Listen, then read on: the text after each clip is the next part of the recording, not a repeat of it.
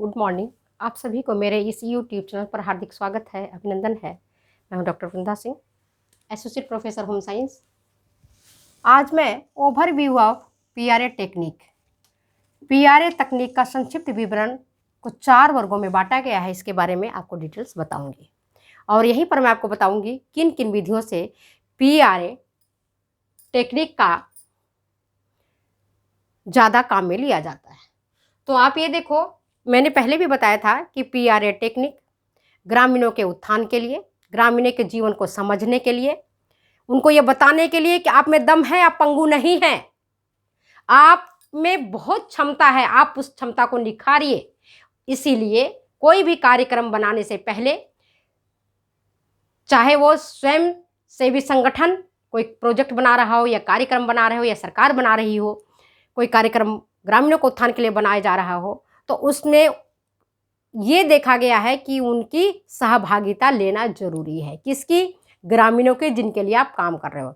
अगर उनको पता ही नहीं है कि आप कौन से उनके लिए प्रोजेक्ट बना रहे हो, कौन सा उनका कार्यक्रम कर रहे हो, उनकी सहभागिता नहीं है, तो आपका ये कार्यक्रम ज़्यादा सफल नहीं होगा। पिछले वीडियो में मैंने आपको डिटेल्स बताई है कि इसका श्रेय जाता है किसको, बताया है ना आपको, किसका जाता है श्रेय? जिन्होंने जब बहुत ज़्यादा इसका विकास किया है, रॉबर्ट चैम्बर का, है ना। इन्होंने इस पर काफ़ी काम किया और काफ़ी देशों में इसका प्रचार प्रसार हुआ, लोग इसे अपनाने लगे। तो आज इसी को आगे बढ़ाते हुए हम ओवरव्यू ऑफ पीआरए टेक्निक के बारे में जानते हैं। इसको 4 वर्गों में बांटा गया है, पीआरए टेक्निक को, तकनीक को, है ना, पार्टिसिपेटरी रूरल टेक्निक को 4 वर्गों में बांटा गया है। पहला है ग्रुप डायनामिक्स, समूह गत्यात्मकता।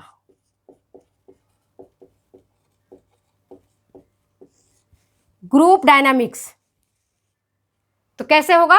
अधिगम अनुबंध से। अधिगम माने लर्निंग कॉन्ट्रैक्ट से।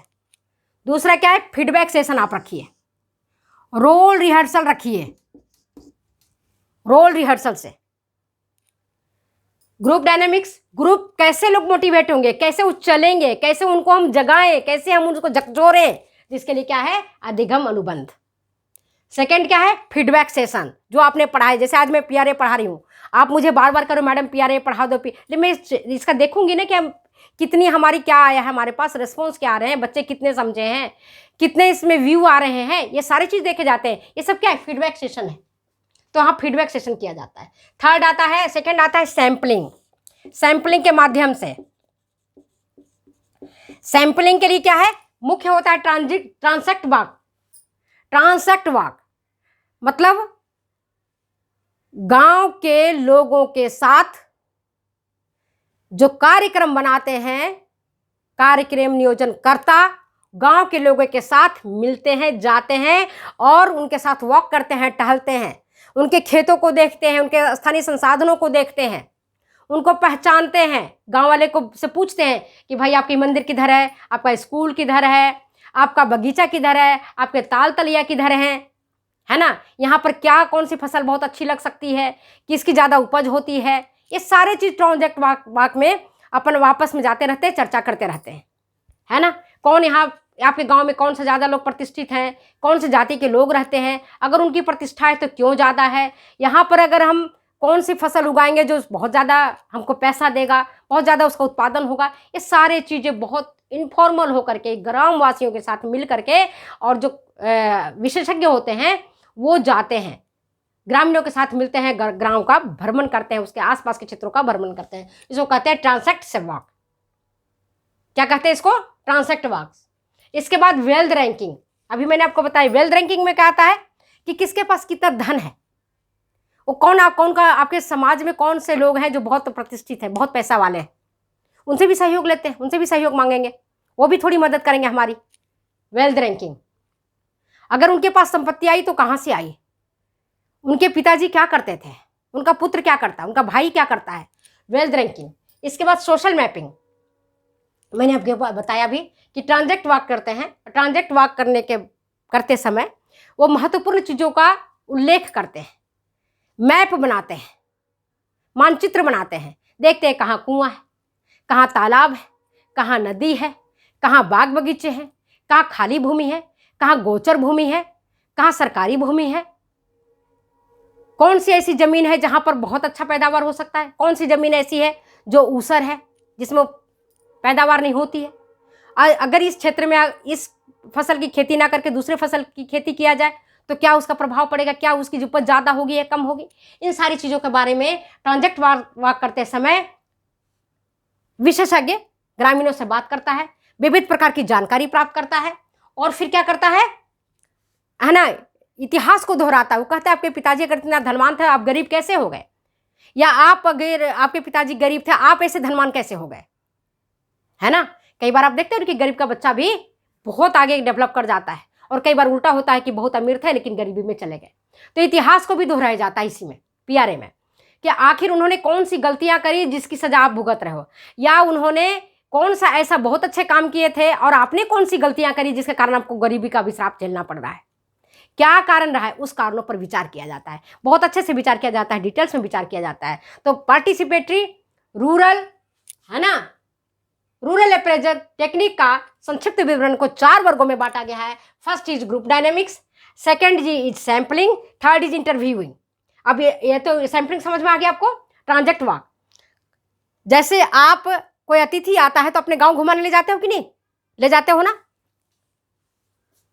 हम तो गांव के में पले बढ़े तो हमें तो पता है, हम तो हमारे कोई अतिथि आता था तो हम अपने गांव में घुमाते थे कि ये मेरे देखो खेत है, यहाँ सरसों का खेत है, यहाँ पर हमारे चना का खेत लगा हुआ है, ये हमारी गेहूं के खेत है।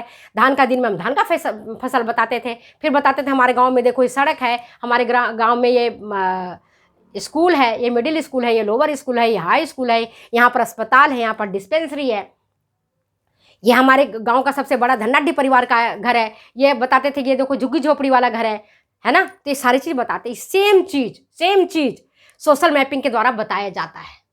सेम चीज़ बताया जाता है कि ये जो लैंड है, ये जो आहरा है, ये जो पोखर है, जो तालाब है, यहाँ से सिंचाई हम यहाँ तक की खेतों का करते हैं। तो पहले के लोग भी इस चीज़ को समझते थे, इसी को इन्होंने, इंडिया में उतना ज़्यादा महत्व नहीं दिया गया तो रॉबर्ट चैम्बर ने यूके में एक शोधार्थी के रूप में काम करके इस टेक्निक को पूरे विश्व में फैला दिया। ठीक है, सोशल मैपिंग के माध्यम, सोशल मैपिंग बनाते हैं। इससे संबंधित कार्यक्रम बनाने के लिए ये सोशल मैपिंग बहुत काम आता है, कार्यक्रम को बढ़ाने के लिए, क्योंकि कार्यक्रम अगर बनता है और इम्प्लीमेंट होता है तो इसका जो इवैल्यूएशन है, इवैल्यूएशन के दौरान या इवैल्यूएशन के बाद इसका इम्पैक्ट, इसका इफेक्ट पॉजिटिव आना चाहिए, अच्छा होना चाहिए। और अगर अच्छा नहीं है, खराब है, तो किन स्तर पर खराब रह गया। अगर मान लो कि आलू की उपज से कम हमको पैसा मिलता है, अगर हम वहाँ पर कपास की खेती कर लेते हैं तो हो सकता है मेरा ज़्यादा हो, गन्ने की खेती करें हो सकता है उससे ज़्यादा हो, अगर जीरे की खेती करें, जीरे की खेती हो सकता है तो और भी ज़्यादा होगा, अगर हम वहाँ पर कुछ किसी और दूसरे फसल का करें तो और ज़्यादा अच्छा हो सकता है। तो उनको कार्यक्रम बनाने में वहाँ पर बहुत मदद मिलता है और कार्यक्रम बनाए भी जा रहा है किसके लिए, गरीबों के लिए, निसहायों के लिए, बेसहारा के लोगों के लिए। पिछले वीडियो में बताया था कि एक्सटेंशन एजुकेशन किसके लिए काम कर रहा है, नीडी पीपल के लिए, जो विकास के अंतिम निचली सीढ़ी पर खड़ा है, जो बहुत गरीब है, जो बेसहारा है, उसके लिए हम बना रहे हैं। तो सोशल मैपिंग करते हैं। इसके बाद इंटरव्यू में साक्षात्कार, आप जानते हो कैसे करेंगे, फोकस करते हैं ग्रुप इंटरव्यू पर, ग्रुप डिस्कशन पर। ग्रुप डिस्कशन आप अभी मैंने आपको बताया ना, जब मैंने व्हाट्सएप मैसेज डाला आपको, या जो मैंने टेलीग्राम चैनल बनाया, तो ग्रुप डिस्कशन के लिए बनाया कि जो चीज़ आपको समझ में नहीं आ रहा है, हो सकता है दूसरे कैंडिडेट को समझ में आ रहा है, जो आपको समझ में आ रहा है दूसरे कैंडिडेट को समझ में नहीं आ रहा है, तो आप ग्रुप डिस्कशन करते हो। और जब आप ग्रुप डिस्कशन करते हो तो आपको माइंड में बात क्लियर हो जाती है। सेमी स्ट्रक्चर ऑफ इंटरव्यू के माध्यम से, ट्रायंगुलेशन इंक्वायरी के माध्यम से, ये सारी विधियां हैं जिसके माध्यम से हम इंटरव्यू लेते हैं। और लास्ट में आता है दृश्य, जाके देखते हैं, विजुअलाइजेशन करते हैं, देखते हैं तो हमें बात अच्छी तरह से समझ में आ जाती है। एक बच्चे ने बताया, मैडम जैसे वसा को पचाने के लिए लाइपेज एंजाइम्स आवश्यक है, उसी तरह से प्रोटीन को पचाने के लिए कौन सी एंजाइम्स आवश्यक होता है। तो आपको पता है प्रोटीन को कौन से पचाता है, पेप्टिडेज है, प्रोटीएज है, यही तो है एंजाइम्स। तो अगर आप देख लेना वहाँ पर कि आपके कौन से, अब आप कहते हो कि मैडम जिसको मन नहीं करता है बोर्ड, है ना, आपकी बोर्ड कौन सी मानती है,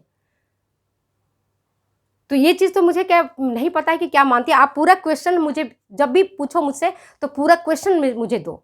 अब विथ आंसर दो, तब मैं आपको सटीक आंसर दूंगी। आप आधे अधूरे क्वेश्चन बताओगे, आधे अधूरे मुझसे पूछोगे तो मैं उसका सटीक आंसर नहीं दे पाऊंगी। इसलिए जो कुछ आप पूछना चाहते हो आप मुझे पूरा उसका डिटेल्स दो, हिंदी में भी वर्जन दो, इंग्लिश वर्जन भी दो, तो मैं आपको आपकी मदद करूंगी आपको आगे पढ़ाने में और बात आपको आगे बढ़ाने में। तब तक के लिए मुझे जाने की दो इजाज़त। बाय बाय, मिलते हैं फिर अगले वीडियो में अगले एपिसोड के साथ। तब तक